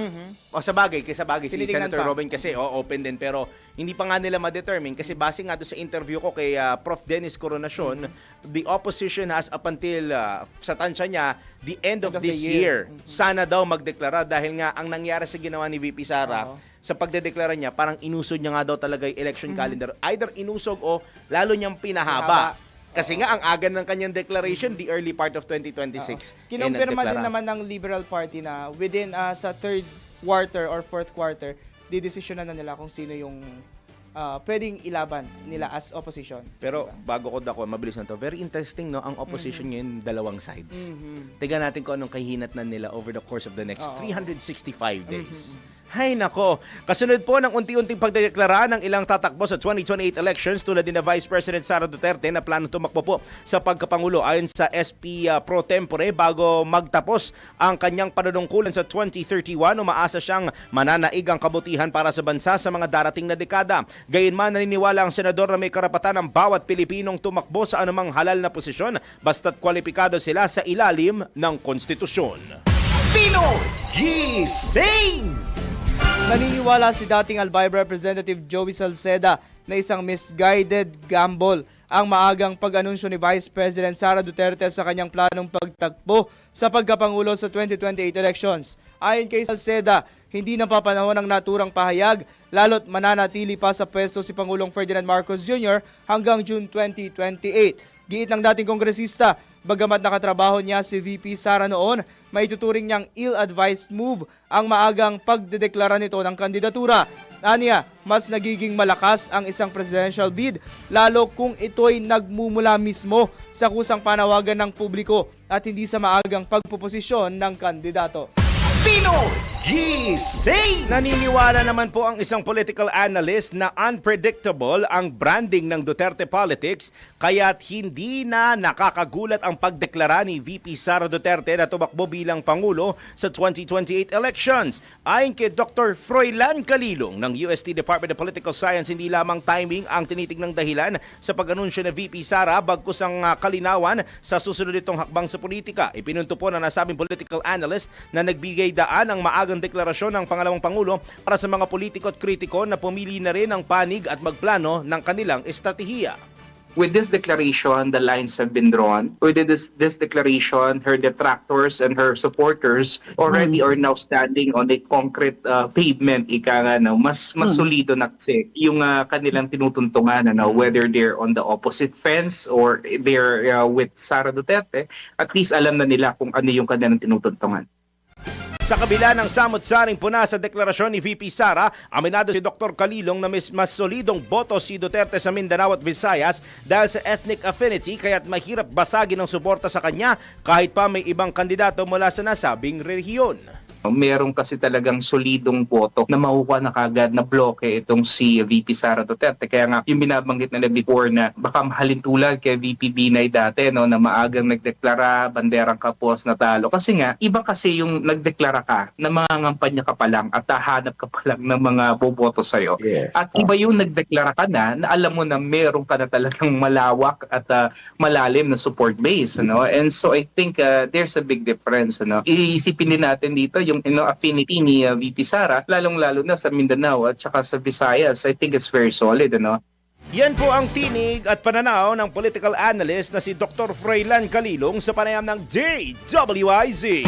Pinoy Gising! 15 minuto na po, 15 minutes na makalipas ang alas 5 ng morning. Alamin na po natin ang dapat nating asahan sa lagay ng ating panahon. Pinakahuli, pinaka-latest, pinaka-napapanahon. Whether we like it or not, ito ang magiging DWIZ Weather Report. Kunin natin ang update live and direct mula sa Pag-asa Weather Forecasting Center. Nasa linya po natin ang kanilang weather specialist na si Miss Veronica Torres. Miss Veronica, magandang Monday po. Magandang Monday din sa inyo dyan at sa ating mga taga-subaybay sa DWIZ. Ngayong araw, shearline na nakakaapekto sa silangang bahagi ng Southern Luzon at Visayas, Northeast monsoon sa nalalabing bahagi ng Luzon at easterlies sa nalalabing bahagi ng bansa. Asahan nga natin ang shearline magpapaulan sa Albay, Sorsogon, Masbate, at Northern Samar. Easterlies naman nagpapaulan sa Mindanao at nalalabing bahagi ng Eastern Visayas at ang Northeast monsoon magdadala ng mga light rains sa Quezon at nalalabing bahagi ng Bicol Region. Sa nalalabing bahagi ng bansa, mas magandang panahon kung saan sa Palawan and the rest of Visayas may mga tsansa ng mga thunderstorms at sa Metro Manila at nalalabing bahagi ng Luzon, mga tsansa naman ng may hinang pag-ulan. Wala naman tayong nakataas na gale warning sa kahit anong dagat baybayin ng ating bansa. Atin nga muna pinakahuli sa lagay na ating panahon mula sa Weather Forecasting Center ng Pag-asa, Veronica Torres. Pinakahuli, pinaka-latest, pinaka-napapanahon. Whether we like it or not, DWIZ Weather Report. Pinoy Gising! Sa pagkakataong ito, tumanggap naman tayo ng pag-uulat muli po sa labas ng himpilan. NBI at PT Foms nagkaisa para paigtingin ang laban kontra media killings. Detalye mula kay Patrol 13, Gilbert Ferdez.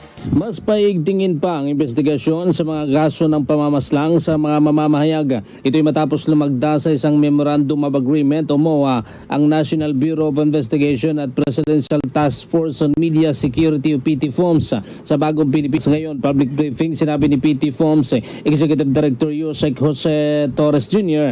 na layunin ng kasunduan na pabilisin ang pagresolba sa mga kaso. Binigyan diin ng opisyal ng PT Foms na sa oras na may nangyaring pag-atake sa isang reporter, agad itong ituturing na work-related hanggat hindi pa napatutunay ang may personal o ibang motibo sa likod ng krimen. Sa ilalim naman ng agreement na ito, ang Homicide Division ng NBI ang magsisilbing focal unit na may pag-ugnayan sa PT Foms para sa mas sistematikong investigation at information sharing. Git pa ng opisyal, mahalagang wakasan ang tinatawag na culture of impunity upang may pakita na walang puwang ang karapatan karahasan laban sa mga tagapaghatid ng balita. Patrol 13, Gilbert Perdes para sa Himpilang May Todolas, DWIZ. Nagbabalita ng tama, naglilingkod ng tama.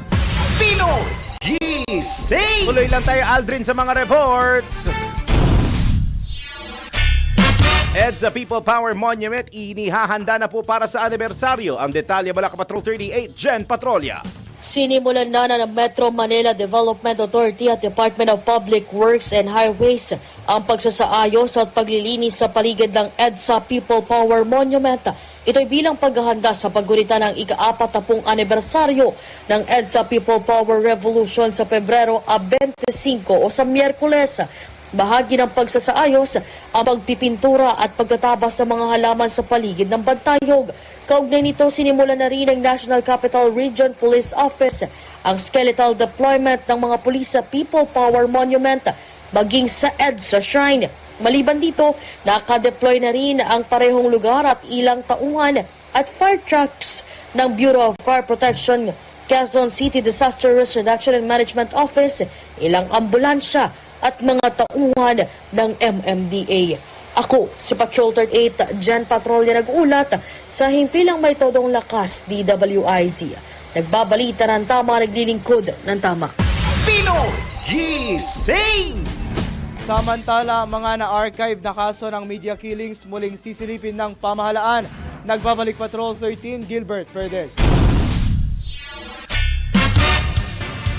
Isiniwalat ng Presidential Task Force on Media Security o PTFOMS na kabilang sa prioridad ng bagong kasunduan sa pagitan nila sa National Bureau of Investigation ang muling pagrepaso sa mga kasong na-archive dahil sa kakulangan ng ebidensya o kawalan ng testigo. Sa bagong Pilipinas ngayon, public briefing, sinabi ni PTFOMS Executive Director Yosek Jo Torres Jr. na may mga pamilya ng biktima na noon ay natakot lumantad, ngunit ngayon ay kinakausap muli upang alamin kung nais pa nilang ituloy ang paghahanap ng hustisya.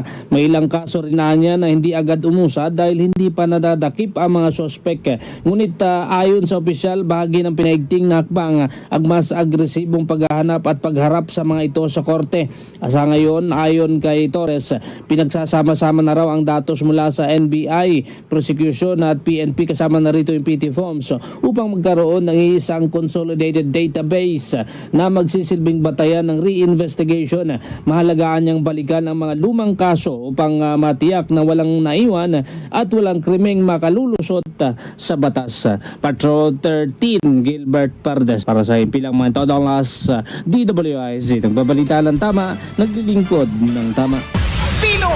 Gising! Mula Malacanang dako tayo sa kamera. Human rights lawyer nanawagan sa Kamara at Senado na unahing maglingkod sa bayan at hili ang political survival. Narito ang detalye, Patrol 30, Jelly Mendez. Nanawagan si human rights lawyer Nery Colmenares sa mga mambabatas sa Kamara at Senado na pairali ng tunay na pagsisilbi sa bayan sa gitna ng kinakaharap na impeachment complaint laban kay Vice President Sara Duterte. Ayon kay Colmenares, hindi dapat maimpluwensyahan ng mga umiiral na usapin sa politika ang pagtalakay ng Kongreso sa mga inihaing impeachment complaint sa Vice Presidente. Batay kasi sa pananaw ng iilan, ang maaga umanong pagdeklara ni VP Sara sa kanyang planong pagtakbo sa presidential election sa taong 2028 ay maaaring makaapekto sa magiging tindig ng iilang kongresista at senador para sa kanilang political survival. Sa ginanap na public consultation sa Cebu kung saan ay naimbitahan bilang resource person si Atty. Colmenares, iginiit niya na malinaw ang mandato ng Kongreso na aksyonan ang impeachment complaint at timbangin batay sa bigat o merito ng mga paratang. Hinamon din niya ang mga mambabatas na kung pairalin lamang ang political survival ay mas mabuting kalimutan na lamang ang muling pagtakbo sa susunod na halalan. Ito si Patrol 30. Jelly Mendez nag-uulat para sa Himpilang May Todong Lakas sa DWIZ. Nagbabalita ng tama, naglilingkod ng tama. Gising! Balik naman po tayo dyan sa Malacanang. MOA signing sa pagitan ng DepEd at mga LGU para sa paglulunsad at pagpapatupad ng malawakang programa sa pagpapatayo ng mga silid-aralan sa buong bansa, dadaluhan ni Pangulong Marcos ngayong araw. Mula yan kay Patrol 13, Gilbert Perdes. Nakadagdang dumalo si Pangulong Ferdinand Marcos Jr. sa gagawing paglagda sa Memorandum of Agreement o MOA sa pagitan po yan ng DepEd at ng iba't ibang lokal na pamahalaan na may kinalaman sa pagpapagawa ng mga classroom sa buong bansa. Inaasahang magiging saklaw ng kasunduan ang pagtutulungan ng DepEd at ng mga LGU para sa paglalaan ng lupa at permit sa harap ng layuning tugunan ang kakulangan sa classroom sa mga pampublikong paaralan. Ngayon din mabawasan ang classroom congestion at shifting schedule. Ang unang phase ng programa ay may nakalang pondo na aabot sa 9.6 billion pesos mula sa national budget ng taong kasalukuyan para gugulan ang humigit kumulang pagtatayo ng 4,000 silid-aralan. Makasama dito ng Pangulo sina Executive Secretary Ralph Recto at DepEd Secretary Sani Angara. Patrol 13 Gilbert Perdes para sa impilang may todolas DWIZ. Nagbabalita ng tama, naglilingkod ng tama. Ngayon naman po, alamin natin ito kung legit o hindi dahil kumakalat ang usapin na ang lockdown ay posibleng ipatupad dahil sa banta po ng Nipah virus. Confirm natin kung yan ba ay fact or fake. Kamakailan lang binalot ng pangamba ang publiko dahil sa impormasyon tungkol sa Nipah virus, lalo na nang marinig ang salitang virus dahil sa COVID-19 na nangyari noong 2020. Kaya naman ang kumalat ang isang post online tungkol sa pahayag na maaari umanong muling magpatupad ng lockdown ang pamahalaan dahil sa banta ng Nipah virus ay marami ang nabahala dahil maaapektuhan na naman ang pang-araw-araw na buhay ng mga Pilipino. Pero bago natin paniwalaan ang ganitong impormasyon, atin munang i-verify kung ito ba ay totoo sa fact or fake. Alamin mo na kung tama o mali, kung totoo o hindi. Walang peke. DWIZ, fact or fake. Umani ng samot-saring komento at reaksyon ang post ng isang page dahil sa pahayag dito na posible umanong isa ilalim sa lockdown ang bansa bilang paghahanda sa banta ng Nipah virus. Kaya naman minabuti ng aming himpilan na magsaliksik at napag-alaman naming walang kahit anong opisyal na anunsyo ang pamahalaan kaugnay dito. Kaya naman ang balitang posibleng magpatupad ng lockdown sa Pilipinas dahil sa Nipah virus ay fake. Mariing pinabulaanan din ito ng Department of Health at sinabing walang ni isang kaso ng nasabing virus ang mayroon sa Pilipinas. At patuloy ding minomonitor ng DOH Bureau of Quarantine ang mga ports of entry upang maiwasan ang pagpasok ng virus sa bansa. Para sa fact or fake, Ann Rodriguez, nagbabalita ng tama, naglilingkod ng tama.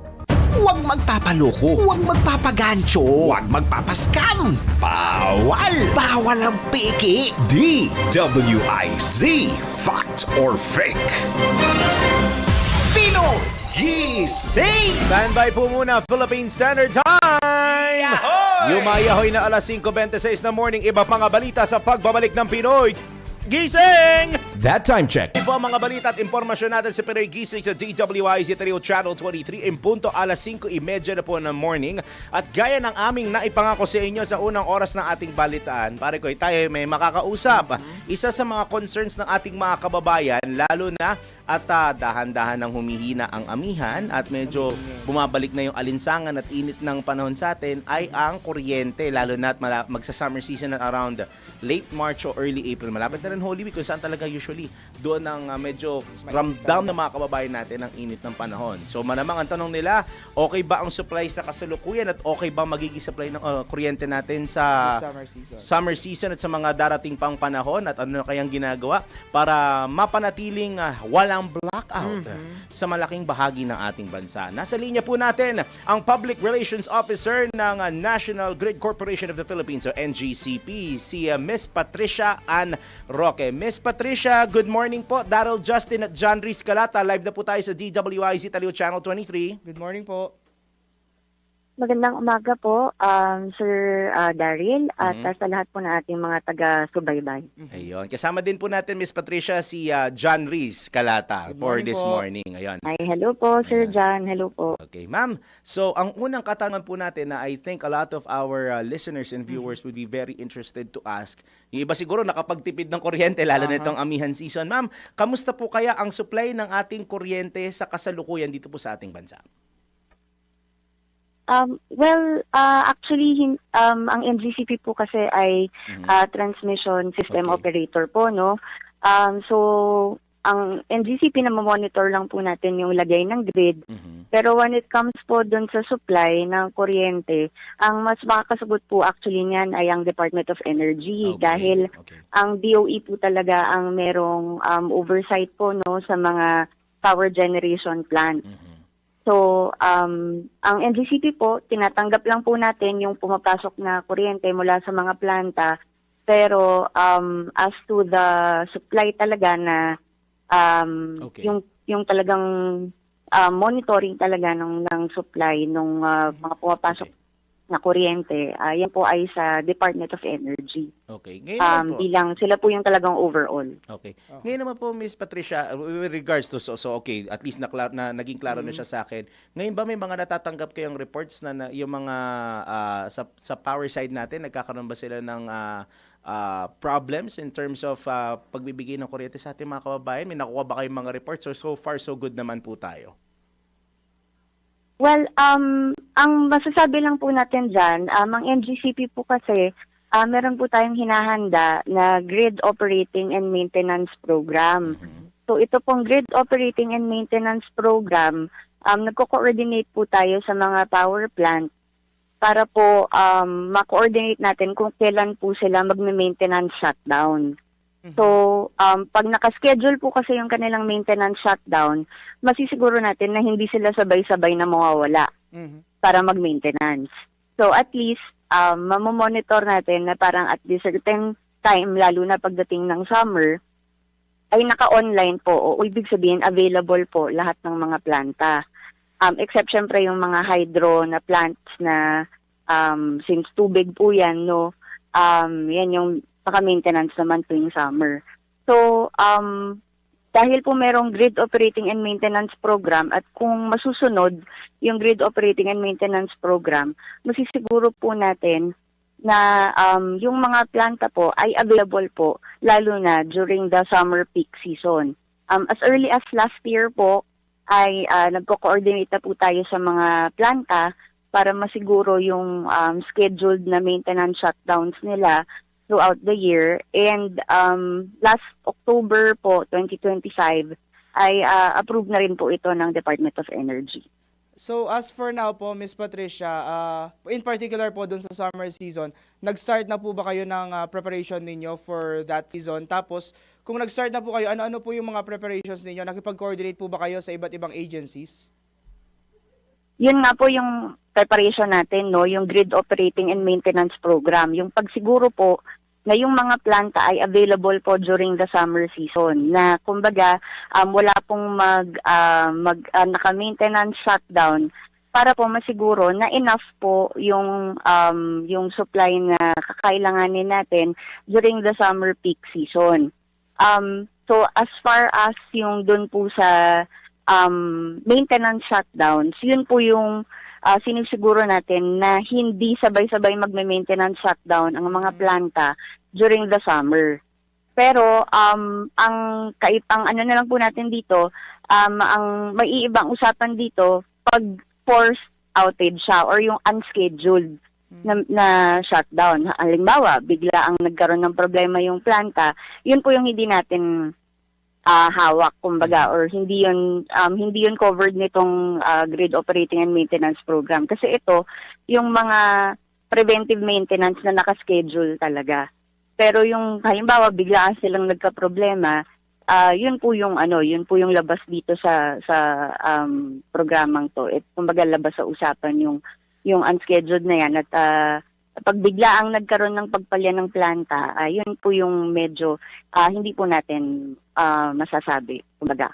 Miss Patricia, ask ko lang po, anong buwan po kayo nag-start ng preparation ninyo for this? Yung program po? As early as last year po yan, and October pa lang po approved na po yan ng Department of Energy. So maaga po talaga yung preparations natin.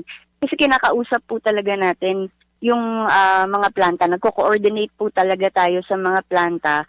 And kino-compile yan, kino-consolidate yan ng NGCP bago i-submit sa DOE para i-review at i-approve ng ahensya. Okay. Ayun, ngayon naman po, Miss Patricia, may tanong ako. Kasi kadalasan, during the summer season, madalas nakakatanggap kami at yung mga kababayan natin ng mga updates mula sa NGCP, katulad ng mga nilalabas po ninyo ng mga yellow o mga red alert status. Pwede niyo po ba kaming i-refresh ng konti kung ano ibig sabihin pagka naglalabas po ang NGCP nito mga alert statuses na ito? At ano yung parang nagiging metrics kung bakit nagdedeklara kayo of such alert statuses sa publiko po, ma'am?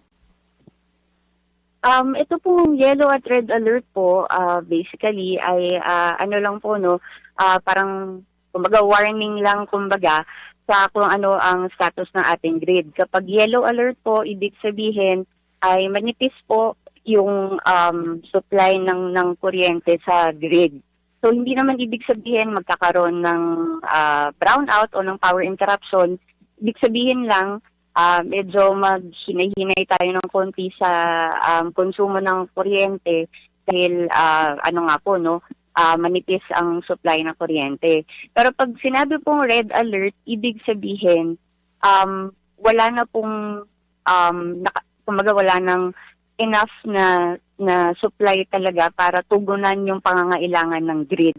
So diyan na po tayo nagpapatupad ng rotational power interruption. Kung naririnig niyo po yan sa balita na nagkakaroon tayo ng rotational power interruption, para mabawasan po yung kinikater na demand, matugunan yung pangailangan ng iba, pero unti-unti po every mga 1 hour, 2 hours ay nagba-brownout po sa iba't ibang lugar. Okay po, Miss Patricia, this coming summer season naman po, meron po ba kayong concerns o parang alalahanin sa part ng NGCP? Sa bahagi po ng NGCP, no, wala po, kami po ay nakahanda bilang transmission system operator po, ay kami po ay nagbabato lamang po, no, ng power sa ating grid. So tayo po yung transmission way, dinadaanan ng kuryente mula sa mga power plants papunta sa mga distribution utilities, at ang mga distribution utilities ang naghahatid, no, sa mga bahay-bahay. So as far as kami po ay concerned, yung pagbato po natin ng kuryente, sinisiguro po natin yan mula pa last year, no? Sabi ko nga, na meron tayong ibabatong kuryente. Yun po yung sinisiguro ng ating grid operating and maintenance program na sinimulan natin nung nakaraang taon pa. So as far as yung sa concerns po ng NGCP, and pagdating din naman po dun sa dadaanan po ng kuryente, no, na maayos po yung ating mga transmission lines para wala po syempreng aberya para ngayong darating po na summer peak season. Okay, ayun. Sige, Miss Patricia, bigyan na rin po namin kayo ng pagkakataon siguro na manawagan sa ating mga kababayan, lalo't higit umiinit na ang panahon. Baka may panawagan din po kayo o mga advice mula po sa inyo from your end dyan sa NGCP to our viewers and listeners. Ma'am, go ahead po. Opo. Sa ating pong mga listeners, ang NGCP po ay sinisiguro po natin na maayos po ang ating transmission network, no, na dalaluyan ng kuryente. And as far as sa mga consumers, nagpapaalala rin po ang NGCP at ang mga distribution utilities, electric cooperatives. Usually naglalabas talaga kami, no, ng mga tipid tips tuwing summer, 'di ba? Pwede naman po kasi nating mabawasan yung konsumo natin tuwing peak hours. Yung peak hours kasi natin usually sa hapon, no, mga 2:00 ng hapon, yun yung talagang kasagsagan ng mataas na paggamit ng kuryente. So kung meron pong mga activities sa bahay na pwede ipagpaliban, kagaya ng pagpaplansya or paglalaba, yung paggamit ng high konsumo, no, yung matataas na konsumo ng appliances, kung pwede siya ipagpaliban, no, sa gabi, yung mga non-peak periods o kaya sa umagang-umaga naman, gawin po natin yan sa mga panahon na hindi masyadong kasagsagan po ng paggamit ng sabay-sabay na kuryente, no. Marami pa po mag-defrost ng ref, maglinis ng mga electric fan natin para at least hindi po masyadong malakas yung pagkonsumo ng mga appliances natin ng kuryente. So, ito pong mga tipid tips na to, actually, sinishare din po natin yan sa ating Facebook page. So, maaari po lamang na i-follow din po ang aming mga social media accounts sa Facebook, sa X, sa Instagram, NGCP, National Grid Corporation of the Philippines. So, salamat po. Ayan po, many thank you po, Ms. Thank you Patricia po. Ann Roque, at makakasa po kayo na bukas po ang aming himpilan for further updates at mga information na maaring manggaling po sa inyo sa NGCP para maipabatid po natin sa ating mga kababayan. Ms. Patricia, maraming salamat po ulit sa pagtanggap ng aming imbitasyon, and happy Monday po sa inyo, ma'am. God bless po. Thank you po. Salamat po, Sir John at Sir Daryl. Ayun, nakausap po natin ang Public Relations Officer ng NGCP na si Ms. Patricia Ann Roque. Gising! So as early as now, dapat na maiisip na nila na tipid na kaagad. Kung ano yung pwede mong itanggalin sa iyong sobrang paggamit ng kuryente, magandang tanggalin mo na para yung mga concessionaires hindi na mahirapan at the same time hindi na sila magpunta pa going to the level of NGCP para masabi na may problem tayo. At least on our end pala at sa end lang ng mga distributors, solid na. Kumbaga, practice na tayo ngayon para this summer season, hindi na tayo gaano. Guys, sabi, pag sinabi pong wag maglaba, ibig sabihin yung mga machine. Pero pwede maglaba ng manual, yung mga kusot-kusot, ha? Lalo mga kabataan yun, parang di marunong mo yung kusot-kusot. Ako nga mas gusto ko yung kusot-kusot eh. Kasi parang mas malinis. Mas malinis. Tsaka mas feeling mo mas natatanggal mo yung dumi ng damit na meron, di ba? Anyway, samantala, sa pagkakataon ito, parang Aldrin, tanggap ulit tayo ng mga reports. Mga insidente ng cyberbullying at cyber threats laban sa media, tututukan po ng pamahalaan. Nagbabalik si Patrol 13, Gilbert Perdes. Bagamat bumaba na raw ang bilang ng mga aktual na pamamaslang sa mga mamamahayag sa mga nagdaang taon, tumataas naman ang bilang ng mga insidente ng online threats at cyberbullying. Ito ay ayon sa Presidential Task Force on Media Security o PTFOMS. Sa bagong Pilipinas ngayon, sinabi ni PTFOMS Executive Director Yusek Joe Torres Jr. na marami, lalo na ang mga babaeng mamamahayag, ang nakakatanggap ng pananakot at pangaras sa social media at maging sa personal email. Bilang tugon, magsasagawa raw ang PTFOMS katuwang ang NBI at PNP ng cybersecurity trainings at safety workshops para sa mga mamamahayag. Kasama rin sa plano ang specialized training para naman sa mga nagko-cover ng conflict areas, disaster reporting at iba pang mga kaso na may kaugnayan naman sa maritime issues. Anya, layunin ng mga hakbang na ito na maging proactive harap ng mga nagbabagong anyo ng banta laban sa media. Patrol 13, Gilbert Perdes para sa himpilang mga ito. Las DWIZ, nagbabalita ng tama, naglilingkod ng tama. Gising! Tanggap naman tayo ng report mula sa mga lalawigan. Suspects na naganap na pagnanakaw sa Peña Blanca, Cagayan, arestado sa follow-up operation. Detalye mula kay Ronald Idol Domingo. Agad na naresto ang isang 42 anyos na lalaki matapos matukuhan sa insidente ng pagnanakaw na naganap sa Peña Blanca, Cagayan. Kinilala ang biktima si Aka Rosa, 42 years old, single, OFW at presidente ng nasabing lugar. Ang suspect naman ay kinilala si Aka Marlon, 42 years old, walang trabaho at presidente ng Peña Blanca. Batay sa inisyal na investigasyon, pumasok ang suspect sa tindahan ng biktima at kumuha ng isang tirang alak na kanyang inihagis sa kalsada. Nasaksihan mismo ang biktima ang pagbukas ng suspect sa cash register at pagkuha ng halagang 5,000 pesos. Matapos ang insidente ay mabilis na tumakas ang suspect at hinabol pa ng biktima. Agad nagsagawa ng follow-up investigation at manhunt operation ang mga operatiba ng Peña Blanca Police Station na nagresulta sa pagtakas ng suspect. Monetibly nabawi ang inakaw na pera. Kasalukuyan nasa kustodya ng Peña Blanca Police Station ang suspect para sa kaukulang dokumentasyon at pagsasampa ng reklamo. Ito ang Ronda Patrol, Ronald Idol Domingo, nagulat pa simpilang may tulong lakas, DWIZ. Nagbabalita ng tama, naglilingkod ng tama. Gising! Dako naman tayo ng Calabarzon. Isang lalaking canvasser pinatay at ibinaon sa hukay sa Tayabas, Quezon. Narito pong report mula kay Kuyang Arman Cambe.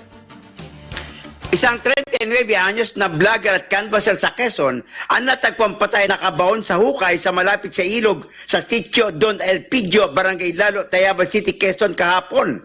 Kinilala ang biktima na si Mark Anthony Atienza, mas kilala sa isang vlogger port na Makoy at isa ring canvasser sa mga itinitinda nitong delicacies na gawa sa Quezon.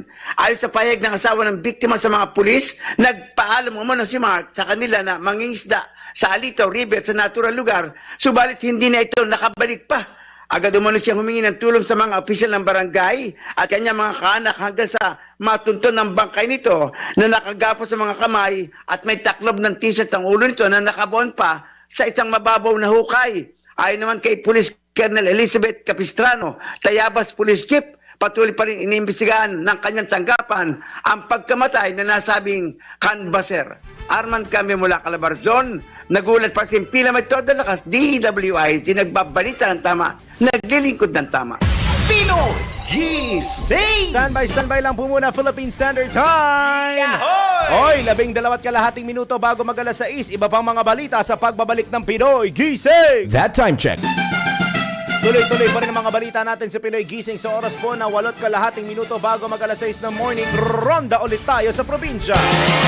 Sako-sakong uling nasabat sa checkpoint sa Apari, Cagayan, isa arestado. Nagbabalik si Kuyang Ronald Idol Domingo.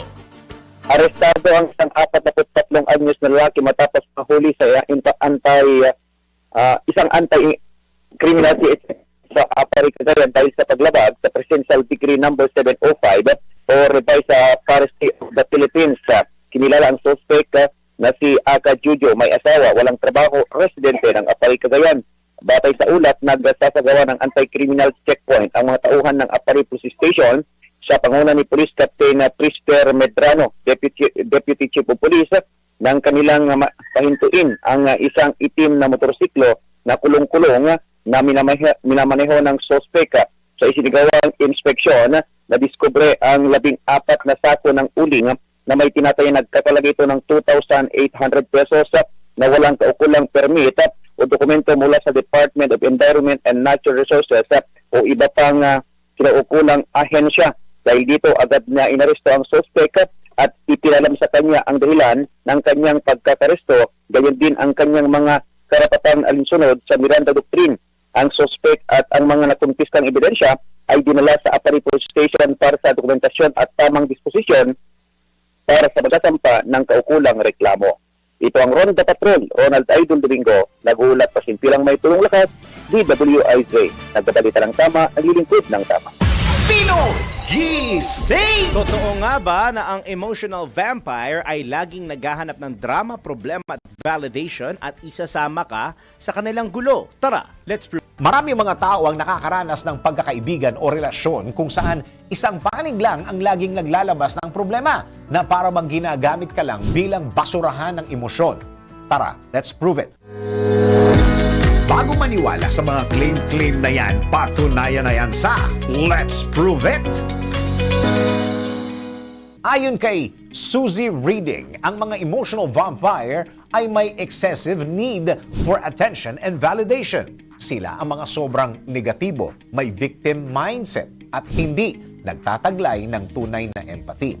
Ayon kay Dr. Albert J. Bernstein, na ang energy vampires ay kadalasan may katangian mula sa cluster B personality disorders, may manipulative tendencies, labis na drama o patuloy na paghahanap ng atensyon. Tinawag silang emotional vampires dahil sumisip-sip sila ng emosyon, nag-iiwan ng pagod at gulo, at kung may taong ganito sa paligid mo, magtakda ng boundaries, limitahan ang atensyon at unahin ang sarili. Kaya naman, payo ng mga eksperto, matutong magsabi ng hindi, maglaan ng oras para sa sarili at humingi ng suporta kung kinakailangan. Pinoy Gising! Mga balitang dapat alam mo kahit sa labas ng bansa. DWIZ, balita sa ibang bansa. Tatlo ang naiulat na nahimatay matapos ganapin ang tradisyonal na Naked Festival sa Okayama, Japan. Nabatid na libu-libong kalalakihan ang sumasama sa nasabing tradisyon sa Saidaiji Temple. upang makipag-agawan sa pagkuha sa 3 anting-anting ng templo habang halos hubot-hubad. Ayon sa mga otoridad, 3 pang individual na nasugatan ang idinala sa ospital. Matatanda ang isang lalaki ang nasawi sa nasabing festival noong 2007. Pinoy Gising! Sa mundo ng palakasan, ang latest malalaman sa DWIZ Sports News. Hoy! Nasa wing batang Pinoy Cycling Champion paparangalan sa gaganaping karera ng Phil Cycling sa Tagaytay. Narito Sports News. Sa mahilig ding mag-cycling, si Anjo Riñon. Paring Anjo, good morning! Magandang umaga paring Daryl at paring John Riz. Narito na ang balitang pampalakasan sa Pinoy Gising.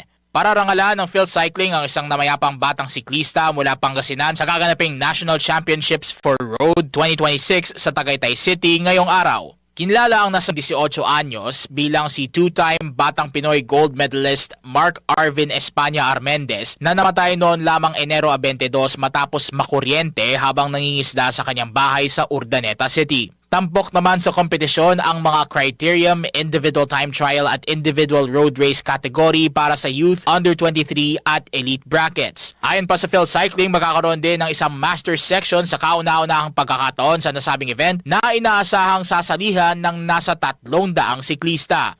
At yan ang balitang pampalakasan dito lamang sa Pinoy Gising! Para sa impilang may todong lakas, DWIZ, ako po si Anjo Riñon, nagbabalita ng tama, naglilingkod ng tama.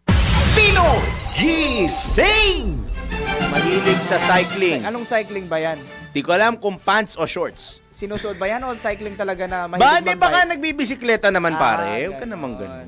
Okay. Pero kung cycling shorts, tingnan natin. Linawin na lang natin. Tara, let's prove it. O yan. O siya, para sa balita sa mundo ng showbiz, Regine Velasquez aminadong kinabahan sa kanyang duet kay Josh Groban. Alamin natin ang detalye ng balitang yan mula sa nag-iisang alarm clock ni John Riz Galata na si Anton.